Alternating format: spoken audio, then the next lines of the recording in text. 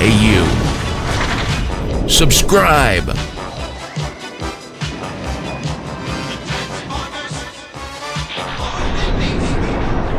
Hello, this is Aimee, and I am going to be doing a review today instead of a news spot because I just got back from a weekend away and Mr. Rec is not at home, and I only have this small little time in between the kids being unconscious and having daylight hours. And so I thought, hey, they're in therapy right now, so I got an hour to kill. Let's do a review. So first up for a review is Transformers Prime, Rage of the Dinobots, issues 1 and 2 by Margaret Scott and Mike Johnson. Art was by August Padilla with colors by Thomas Deere and Joanna LaFuente. Now, about a week or two ago, Rob and XV discussed this comic. They weren't really feeling the love for the Rage of the Dinobots.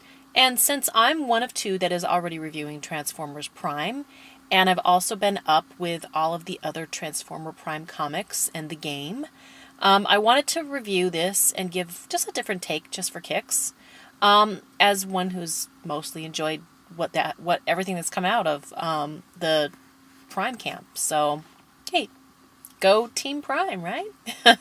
And hey, everyone has a different point of view when it comes to Transformers, so we're all about just spreading the love.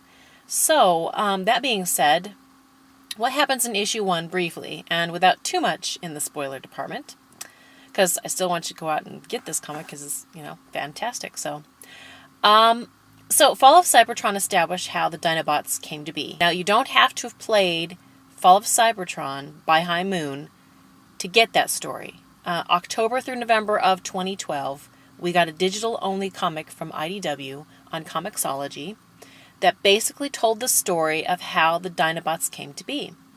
I've played both and read the digital comic.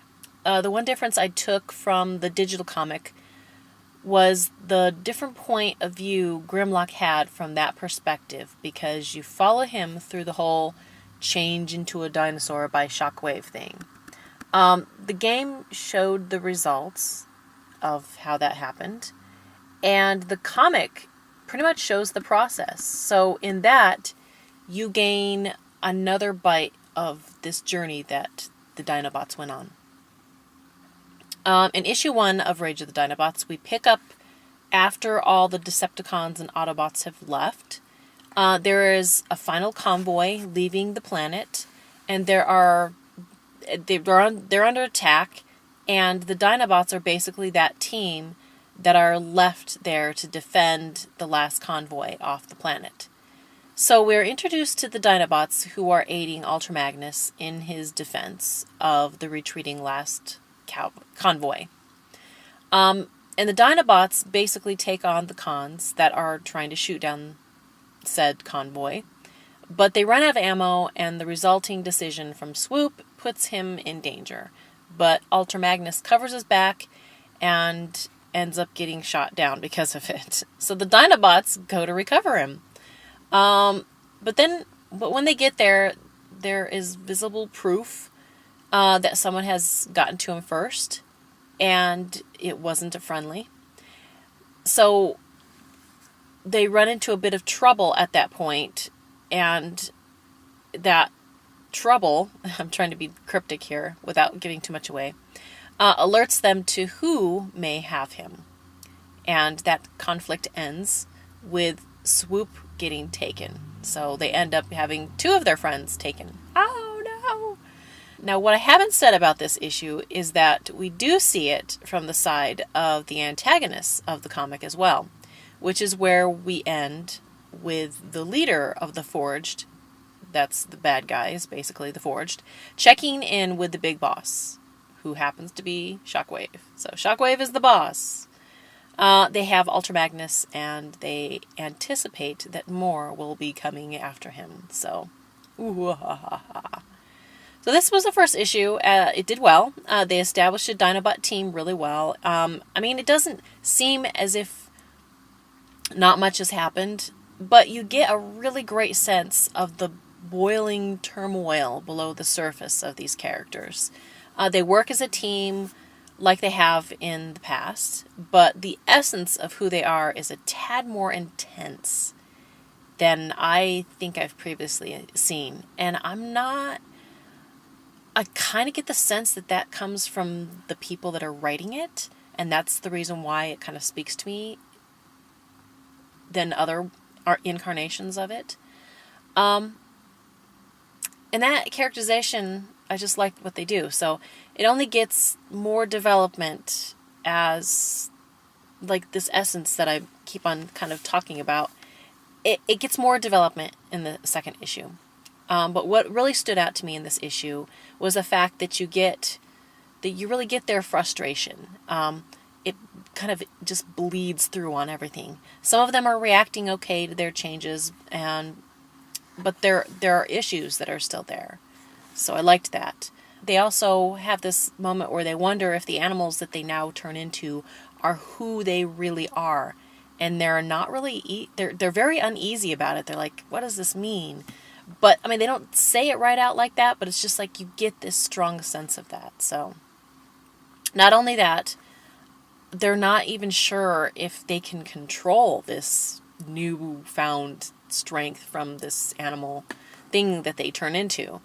It's more of an internal conflict, but while they're still putting into place the elements of an overall external conflict, it's great to see that the writers are using that space as much as possible to define these characters. So, now issue 2, we pick right back up with the Dinobots.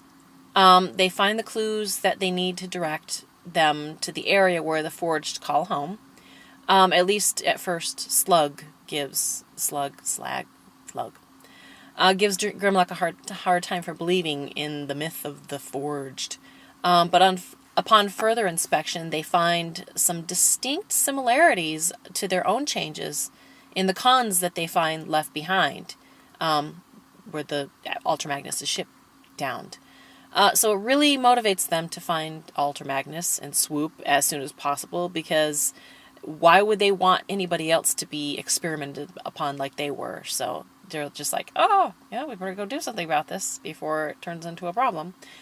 So they locate Swoop in an old known shockwave base, which also happens to be where the Forged are rumored to be as well. So they're hey, let's go see if we can save both of our friends at the same time. So meanwhile, Swoop wakes up in the belly of the beast, so to speak.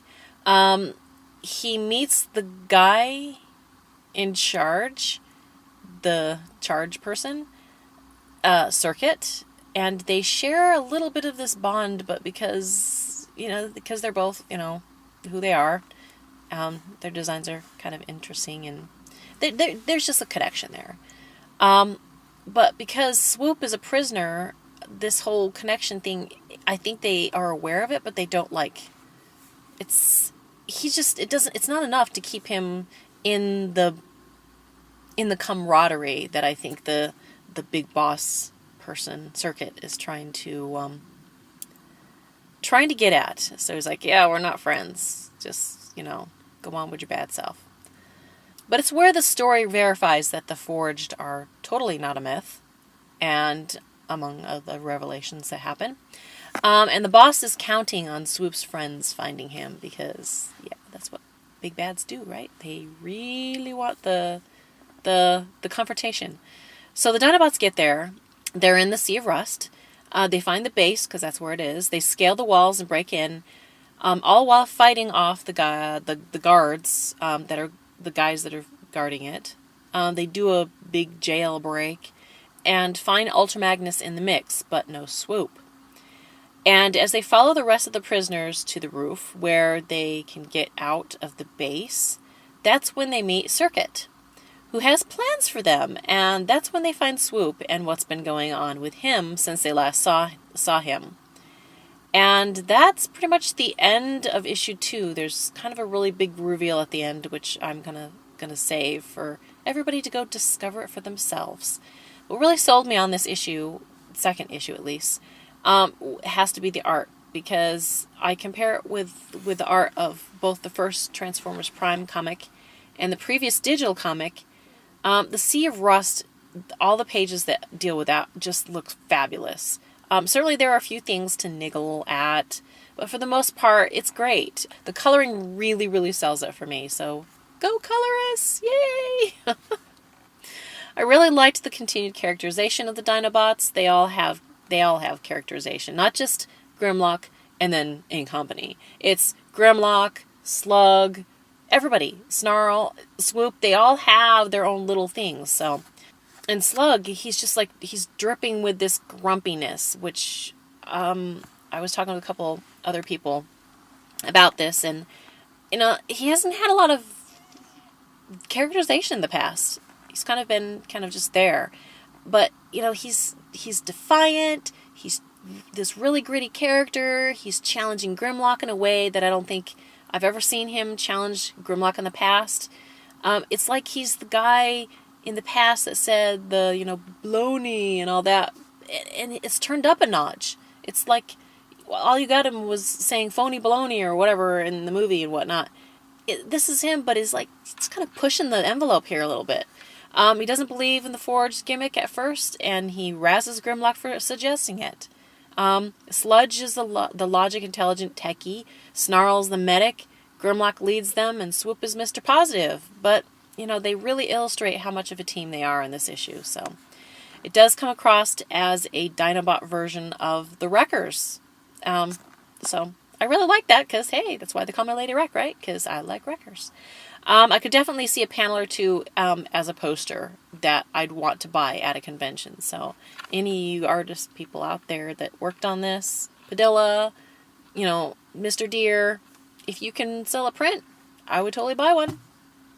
I think it's a great start to this series. They have a few twists that really work for the story, and I'm actually looking forward to issue number 3. And that's pretty much my review and thoughts of Rage of the Dinobots 1 and 2. Also, just putting it out there that I interviewed Margaret and Mike just a couple weekends ago, and you can find that interview on theunderbase.libsyn.com, and we'll catch you next week.